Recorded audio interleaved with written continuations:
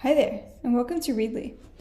Today we're going to talk about how to add and import a class. And so the first thing that you're going to do, there's a bunch of ways to sort of go about adding a class, so I'm going to show you just a couple. The first is to go right up here to Classes and choose Create a Class. And that will allow me to create the class either by importing from Google or Clever or manually creating.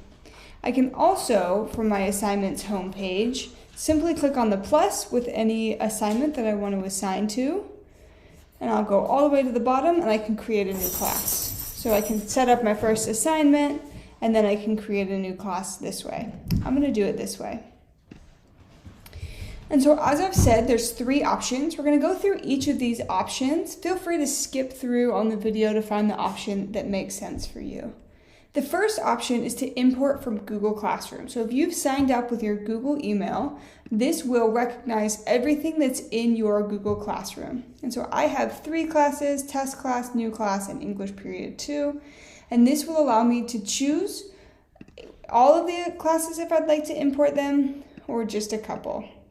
And then I'll import the classes. And what this is going to do is it's going to ask me what grade this is.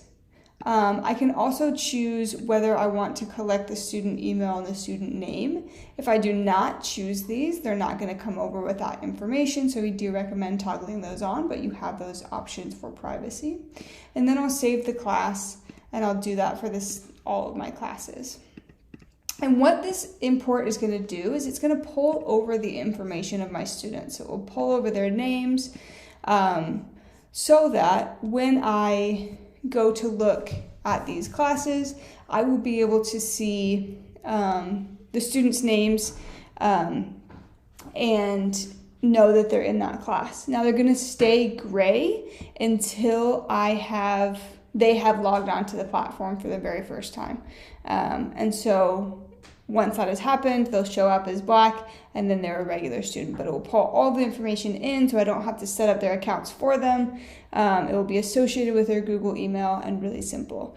And if I ever make any sort of changes to the Google Classroom, let's say a student leaves my class, a student adds my class, I would simply sync that Google course, and then it's going to reset, pull all of that information back, and you should see the changes updated with the number of students or things like that. Another way is to import from Clever, and this is going to work exactly the same way as the Google Classroom. So I would find my school and I would import my classes that way. And again, once I have done this, my students will show up. It'll be their names, but they'll be gray. But then that very first time that they log in with Clever on Readlee by going to app.readlee.com/sign up, then they'll turn black and they'll be a regular student. So I don't have to set anything up for them.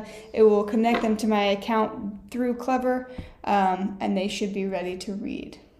And then the last option is going to be to manually create a class. And this is if you don't have Google Classroom or Clever, or if you just would like to use this option, this is the one that you would do.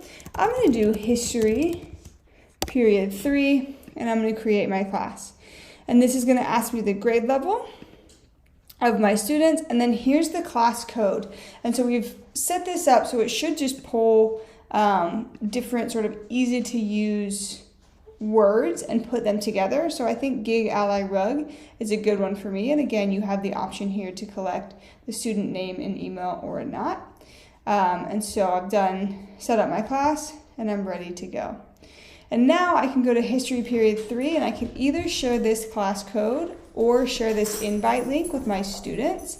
And once they have inserted the class code or used this class link, they will be able to sign up on their end. If you have questions about students signing up, you can go to one of our other help desk articles that also includes videos for each of these ways that show the student view and how to get set up that way. So hopefully we've answered any and all of your questions about setting up a class. Happy reading!